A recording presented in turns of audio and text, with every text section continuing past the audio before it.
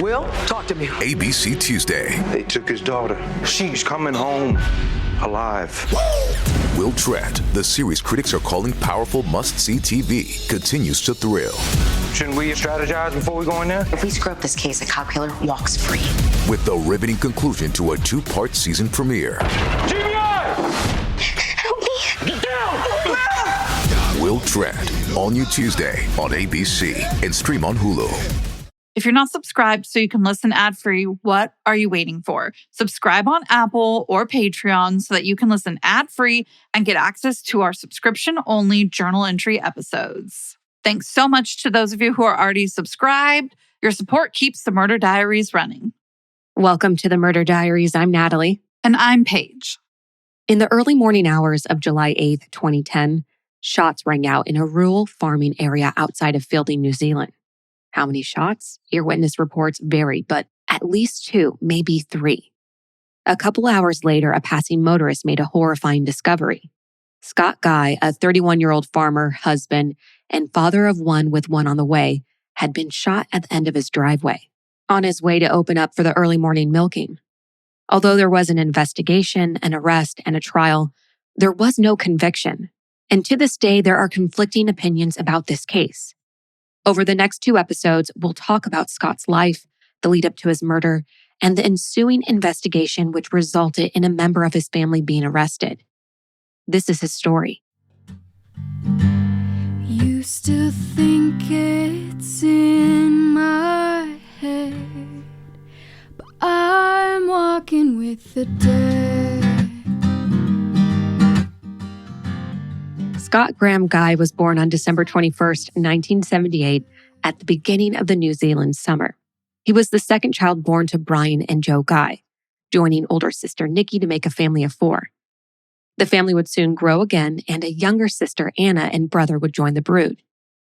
Now, the Guy family was a farming family, and Scott grew up on their farm, Beerburn. From a young age, he was involved with the farming, which is pretty typical for most kids whose family worked the land. In fact, it was all hands on deck once the kids were old enough for the responsibility. Joe told Otago Daily Times that Scott was outgoing and gregarious. He loved animals and people. He was just a real farm boy.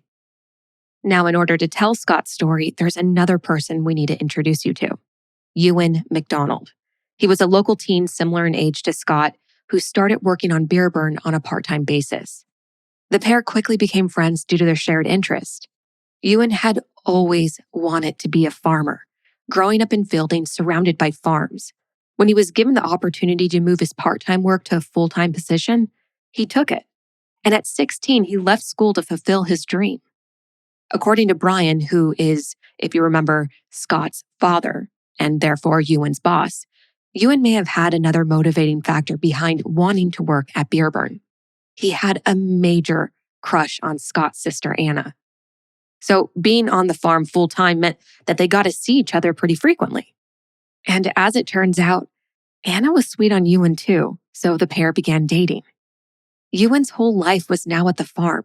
His job, his love, his friend Scott. Scott and Wynne played on the same rugby team together. They went surfing together, and they both liked hunting possums. Now, I know what you're thinking, hunting possums? Well, Paige is going to explain that for you. In New Zealand, possums are considered a pest, and they're a threat to native birds. According to the Department of Conservation, the possum is one of the greatest threats to our natural environment. They go on to explain that possums eat native birds and their eggs, compete with the native birds for food, damage trees so that they struggle to regrow, and occupy spaces in trees that birds could otherwise nest in. On top of that, possums carry bovine tuberculosis, which could threaten the dairy industry. Possums in New Zealand are not like possums in other areas. While American possums are beneficial to the local ecosystem, possums in New Zealand can devastate the local ecosystem. Scott left the farm for a time to study agriculture at university and to work on a farm in Australia. But the family ties remained tight, and Scott was the best man at Anna and Wynne's 2001 wedding. After the wedding, Wynne continued to work hard, believing that Brian was molding him into the exact farmer that Brian wanted on the farm. And perhaps one day, he would even be given the chance to take over the farm and carry it on into the next generation. Over the next few years, Anna and Wynne welcomed 4 children, giving Anna the same big family she had grown up in. Then in 2003, Scott moved back to Bearburn with his degree and experience working on another farm to bolster him, and he eventually resumed work on the farm. Now, that same year, Scott met Kylie, who would go on to be the love of his life and his wife. Here's how the story goes. Scott had been at a rodeo the day they met and had gone to a bar for a drink afterwards. You could say that it was love at first sight, and basically they were inseparable from that moment on. Kylie said that Scott was her best friend, an amazing partner and husband, and a 1 in a million person. The couple tied the knot in 2005, and Kylie moved to Bearburn to be with her new husband. Life on the farm continued, but it wasn't always smooth sailing. Nikki, Anna, and Scott's older sister had very different ways of working. Scott was more focused on the big picture, whereas Wynne was more interested in the details, with Anna describing him as a perfectionist. On paper, that combination could have worked, with one farmer looking after the smaller tasks and one overseeing the farm as a whole. However, the men were not effective communicators, and it often fell to Anna to be the go-between for her husband and her brother. Wynne also felt that the workload was uneven, with him putting in more hours for the same pay. As a result, Wynne would take credit for any awards that the farm won. Brian, who was still managing the farm at this stage, later said he didn't feel the inequity in hours was a big issue as long as everyone was working hard. But he did take issue with Wynne taking credit for the awards.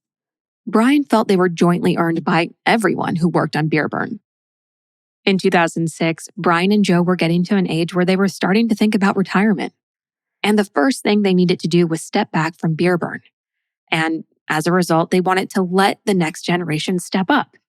So they gave both Scott and Kylie and Anna and Wynne a 10% stake in the farm, in addition to their $100,000 a year salaries that they received as farm managers, while Brian and Joe kept the other 80% stake in the farm. Because both Scott and Wynne felt that they should be made the boss, Brian gave each of them, their son and their son-in-law, an area to control. They put Scott in charge of crops and calf rearing, and Wynne was in charge of the dairy. In 2008, Scott and Kylie welcomed their first child, a baby boy. Scott adored being a father, and he would often clock out of work early just so he could spend more time with his wife and son. But this did not make Wynne very happy. Remember, he was already annoyed with the inequity in working hours between him and Scott. So Scott clocking out early made Wynne even more upset. It felt like an injustice to Wynne because he worked so many hours on the farm that he barely saw his 4 children. To make matters even more complicated, that same year, Brian and Joe decided to step back even more and move off of the farm. They also offered to sell the Guy family home, Scott's childhood home, to Anna and Wynne, because it was big enough for their family of 6, and it would mean that Wynne could live very close to work. But just because Anna and Wynne were offered the family home doesn't mean that Scott was left without options. It's reported that Scott was upset when he wasn't offered the house, with Joe saying she wasn't exactly sure why, but she assumed it was because it was the family home and the house he grew up in, so he had a strong emotional attachment to it. Remember, Bearburn is a large farm, and there was room to build another house. So that's what Scott and Kylie did. They used a 5-acre section of the farm to build their dream house, a 4-bedroom, 2-bathroom, 2,700 square foot house with lots of room for their son to play outside. The new house was completed in 2009 and was just under a mile away from the main farmhouse. The house build wasn't without its complications, though. We'll get back to that in a minute. 2008 was a big year for the families on Bearburn, with the new additions of a baby, a house being built, and the change of Brian and Joe moving off the farm. In June of that year, Scott called a shareholder meeting and set an agenda of everything he wanted to discuss with Wynne and his parents. At this particular meeting, Stuff reported that Scott harshly criticized the family farm operation. In addition, he brought up his assumption that he would inherit the farm. This was news to his father, Brian, who didn't think he had ever said or done anything to make Scott think he would inherit the farm. In fact, Brian himself didn't inherit Bearburn. Instead, he had to buy out his father. And that would be the same path Scott would need to go down if he wanted to own it one day. That's not all that happened at the meeting, though. Anna, who was also a shareholder and therefore at the meeting, reports being verbally attacked by her brother, who questioned why she had a share of the farm when she didn't work on it at all. This train of thought really struck me as strange because one would think that being a farmer's wife and raising 4 children is a contribution to the farm.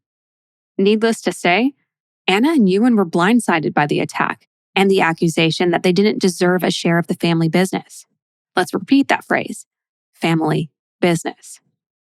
Which only makes it more understandable that Scott's sister Anna would have some share of the family business. After the meeting, once things had cooled down, it appeared that things were back to normal. Everyone was working on the farm as usual, and everyone seemed to be getting along really well. But all of that brings me back to the new house build. Remember I said that there were some complications? Well, in 2008, an old house was sitting on a trailer ready to be moved off the property, likely to make way for the new building. Few details are known, but that house burned down while sitting on the trailer, awaiting removal. And that wasn't all. On the night of January 30th, 2009, once the new house was mostly built, someone or someones broke in and vandalized the house. They smashed windows, walls, and plumbing, and they left graffiti. The words slapper and another unreleased phrase were spray painted on the exterior walls. Kylie's sister spoke to the New Zealand Herald. She said, understandably, it was disturbing to both Kylie and Scotty, but because they had no enemies or conflict, and really just the biggest fact was that they weren't living at the house, they all just took it to be a careless act of vandalism. But it was also an expensive setback. The damage totaled more than $14,000. As shaken Scott and Kylie cleaned up, had the damage repaired, and moved into the house, chalking it up to something like bored teenagers rather than an act of violence toward them specifically. 2010 brought the news that Scott and Kylie were expecting their second child, another son. And the tensions that once existed between the brother-in-laws, Scott and Wynne, seemed to have dissolved. They even attended a conference together, traveling out of town with their parents, Brian and Joe. Brian and Joe said that the conference was really an opportunity to help decide the future of Beerburn. As it turns out, the income was barely stretching to pay everyone's salaries. And there was a thought that either Wynne or Scott could leave the farm and manage somewhere else. Or perhaps they could lease another farm and do something called share milking.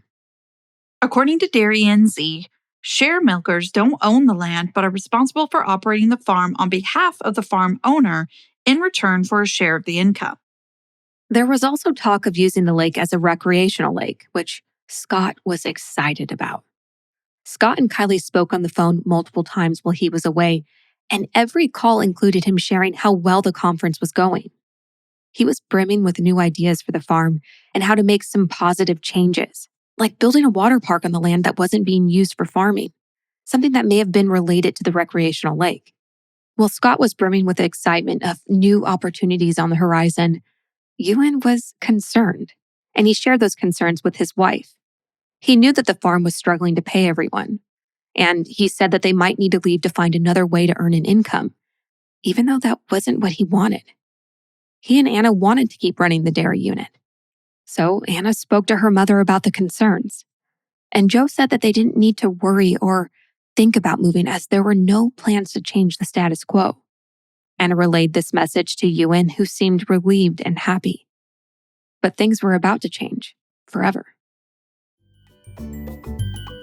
So it's a new year, 2025, and you're thinking, how am I going to make this year different? How am I going to build something for myself? I'm so excited to be my own boss or see if I can turn this business idea I've been kicking around into a reality, but I really don't know how to make it happen. Well, Shopify is how you're going to make it happen, and Paige is going to tell you how. You guys, the best time to start that business you've been dying to start is now. Shopify makes it so easy and simple for you to create your brand, open up that business, and get your first sale. Get your store up and running easily with literally thousands, and I mean thousands, of customizable templates. You don't have to do any coding or have any design skills previously to be able to do this. It's so easy. All you need is to know how to drag and drop, copy paste, baby. It's so easy. Their powerful social media tools help you connect your channels and create shoppable posts that help you sell everywhere and keep your shoppers scrolling. Shopify makes it easy to manage your growing business by helping you with details like shipping, taxes, payments, all from one single dashboard, allowing you to focus on the important stuff like growing your business. Act now so that you don't regret not starting that business later. It's Q1 of 2025, baby. Let's go. Established in 2025 has a nice ring to it, doesn't it? Sign up for your $1 per month trial period at shopify.com/murderdiaries, all lowercase. Go to shopify.com/murderdiaries to start selling with Shopify today. That's shopify.com/murderdiaries. I think it would be fair to say that no one expected the events of July 8th. Around 5 a.m., shots rang out from Beerburn Farm. 2 hours later, around 7 a.m., David, a farm neighbor, was driving down the road. As he approached Scott's driveway, he noticed Scott's truck idling with the driver's door open and the headlights on full beam. David pulled over when he saw Scott speeding the lights and got out of his vehicle. David found Scott laying on the ground in front of the truck with his feet closest to the road.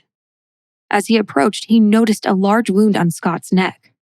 He called New Zealand Emergency Services and told the operator the following: "My neighbor has had his bloody throat cut. He's dead. I think he's got his throat cut." He then went on to tell the operator that he believed Scott wasn't going to be able to be saved. Once the ambulance and the police were on the way, David called another neighboring farmer and asked him to come down. The farmer arrived a couple minutes later and said that he could tell that Scott had died. By 7:16, 8 minutes after the initial call to emergency services, the farmer called Wynne and told him the news that Scott was dead. Wynne, obviously taken aback by this call, asked the farmer if he was joking. But he was assured that no, he wasn't. Wynne wasted no time, jumped on his quad, and drove the mile from his house to Scott's. The police arrived just before Wynne and were cordoning off the area as he arrived. He was 6 or 7 meters away from where his brother-in-law lay. With sirens and the arrival of so many police officers and other people, Kylie started to notice the commotion and went to her doorstep to find out what was going on. She was simply told that there was an accident and she needed to go inside the house. So she did as she was asked and waited. At 7:21, Wynne called Scott's father, Brian, who was at home. Brian later testified that when he answered the phone, Wynne was very distressed. He was almost incoherent. He said something had happened to Scott. I remembered him saying, his face, "You better get out here." And that was the end of the conversation. Brian wasn't sure if Wynne had actually seen what happened to Scott, or if he had just seen the aftermath. Brian rushed over to Scott's thinking he'd been in a farm accident. And when he arrived, he saw Wynne sitting on his quad on the side of the road. Brian later testified that Wynne was very, very distressed. He said that someone had killed Scott. At this point, Brian was allowed by the police to go to Kylie and tell her what had happened. He then called Joe to break the devastating news to her before calling Wynne and telling him that he should go home to be with Anna and the kids. Kylie and her son, accompanied by Brian, were allowed to leave the house. But because the driveway was now a crime scene, they had to climb over fences to get onto the road and into a vehicle. At this time, Kylie was 7 months pregnant, had her toddler with her, and had just been told her husband was dead. And now she was expected to climb a fence to leave her home. They all made their way to Wynne and Anna's house, the former family home, only a minute's drive away. Life on a farm doesn't stop, with animals needing to be fed and milked, so Wynne took over organizing the daily happenings on the farm to give the Guy family time to process what had happened. The news quickly spread that Scott had been killed. A death in rural New Zealand that isn't accident-related is rare. As a result, the community was shocked at the news that Scott had been murdered. 3 News spoke to multiple people who knew Scott. They all said he was well-liked and they couldn't imagine anyone wanting to hurt him. Upon autopsy, it was found that while Scott had been shot, the large wound on his neck caused his death. The pathologist reported that Scott would have died very quickly, within seconds, a small comfort to his loved ones that he didn't suffer. Scott also had an excess of 250 shotgun pellets in his body, including in his left hand and forearm, likely from raising his hand to shield himself. While the pathologist said that all of the injuries could have come from one shot, he couldn't rule out the possibility that Scott was shot 2 or 3 times. Additionally, there were no powder burns or contact wounds, which told the pathologist that Scott was shot from a distance of up to a few meters. A firearm expert also weighed in, and he believed Scott was shot twice, the first time in the neck, the second time in the arms as he fell or he was already on the ground. One shot was fired from the right of the nearby fence, and testing revealed unidentified DNA on Scott's pants. After hearing Scott could have been shot, his father Brian went to the farm office, which just so happens to be on Ewan's property. He went because he wanted to see if the farm shotgun was where he had left it. Good news, it was there. And it didn't look like it had been moved since the last time he saw it. In fact, it was hidden behind a cabinet in 3 parts. So it turns out for a few weeks before Scott's murder, they had been using the gun to scare birds off. But the gun wasn't locked up like it was supposed to be, so Brian put it in the safe. This is because New Zealand law requires that firearms be rendered inoperable and locked away when not in use. So given the fact that the shotgun was hidden behind a cabinet, Brian was concerned that the shotgun wasn't locked away as required by law. However, it being in 3 parts would have rendered it inoperable, so it partially met the requirements. The early investigation centered around the crime scene where Scott's body was found. Investigators retraced Scott's steps the morning of his murder. They found that Scott had made himself some coffee and checked his computer after he woke up. In fact, at 4:41 a.m., he stopped using the computer. It's unclear exactly what he did after that, though. He was supposed to be at the workshop behind the MacDonald house at 4:50 a.m. Remember, Scott and Wynne lived about a mile away from one another, so it would take about a minute to drive there. Now, Scott and Wynne had a routine when it came to opening up the workshop. They alternated. One day it would be Scott, the next it would be Wynne, and on the evening of July 7th, the day before Scott's murder, Wynne had texted Scott to confirm that it was his turn. Scott replied in the affirmative. Sometime between 4:43 and 5 a.m., 31-year-old Scott drove in the pitch-black darkness down the driveway of his rural property, heading to milking. The only light was from his headlights. And as he approached the end of his drive, he would have noticed that the gates were closed. This would have been unexpected, as neither he nor his wife had closed them the night before. So he stopped his truck around 4 meters from the gates, jumped out, and opened them. It was then that he was ambushed, shot by an assailant with a shotgun. It had been raining, and there were car tire tracks in the mud, along with more than 50 footprints around where Scott's body was found, the truck, and the gate. The prints also went towards an old shed on Scott's property. In the shed were puppies that had been bred for the purpose of selling. The Labrador puppies were being sold for $700 each, according to flyers posted around town. Near the shed, another set of footprints were found, and it looked like the person had climbed the fence near there to get back to the road.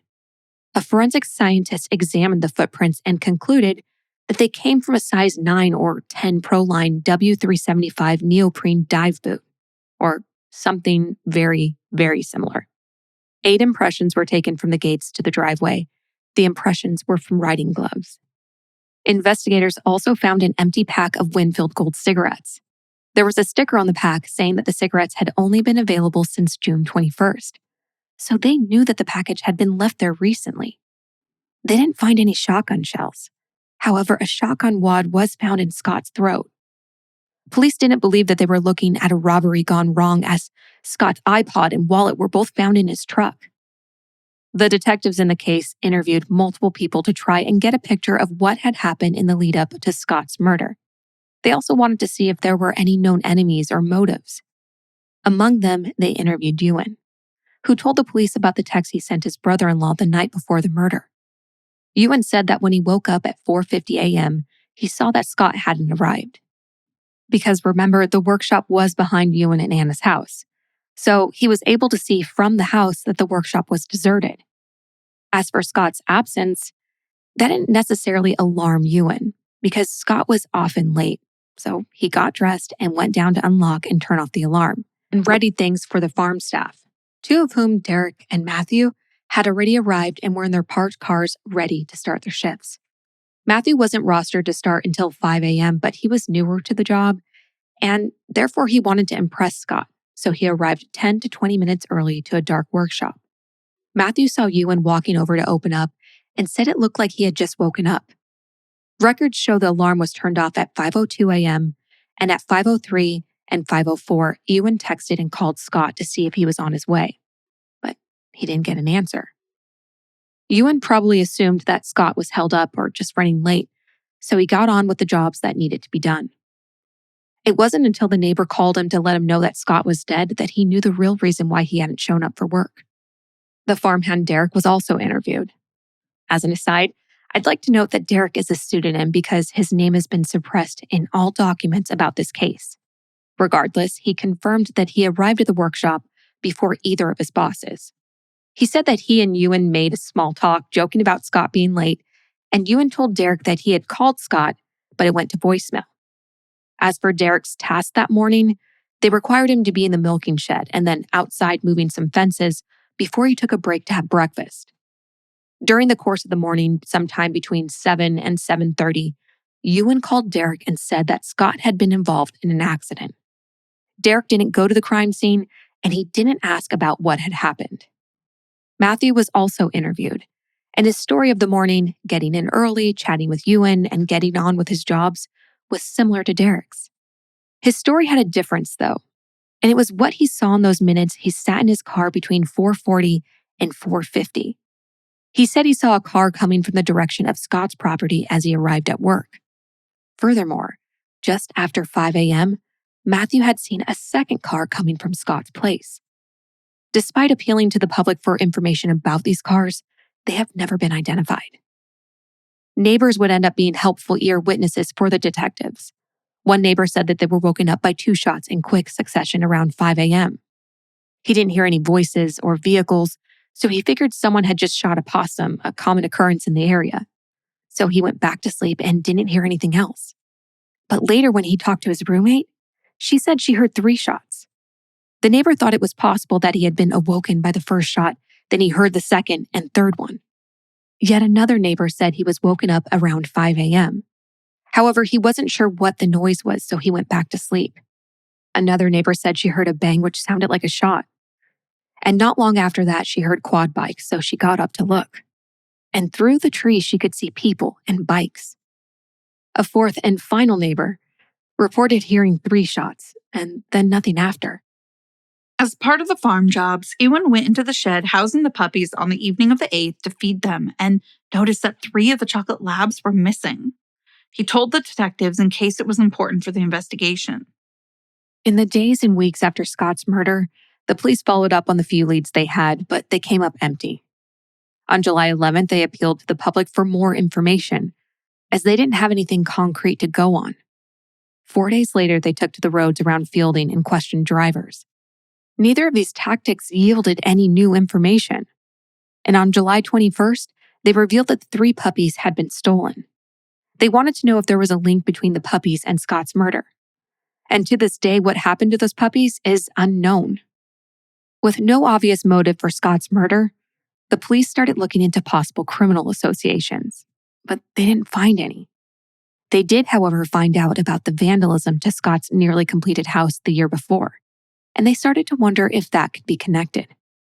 By the end of the month, 37 police officers were working on the case, the number increasing as the time passed and the leads weren't coming in. They continued interviewing people, including local burglars and other known criminals in Fielding. Ultimately, they ruled out the possibility that Scott's murder was a burglary gone wrong since Scott's truck, wallet, and iPod weren't taken, as I mentioned earlier. During this time, and over the course of the entire investigation, the Guy family pleaded for the killer to come forward. Someone that police re-interviewed early in the investigation was Wynne. Wynne spoke to the police about the competitive aspect to his relationship with Scott and Kylie, and he also admitted that things had gotten very tense in the past. But he said that things had calmed down and were better between all of them. Detectives asked Wynne about the arson and vandalism on Scott and Anna's property, and Wynne denied any involvement. He was cooperative, giving his DNA and giving police a tour of the farm and showing them where all the firearms were kept in the farm office. Among the weapons, there was a shotgun that was used by many of the farm employees in the weeks leading up to and after the murder. The ammunition for all the weapons was in the safe. This shotgun was taken and tested, and it couldn't be excluded as the murder weapon. However, they couldn't conclusively say that it was used in the killing, as it couldn't be matched to pellets because no spent cartridges were left behind. It is important to note that it was found that part of the shotgun cartridge found in Scott's neck matched cartridges belonging to Wynne and to ammo found in the family's farm gun belt. And according to Stuff, testing for blood was conducted on the shotgun.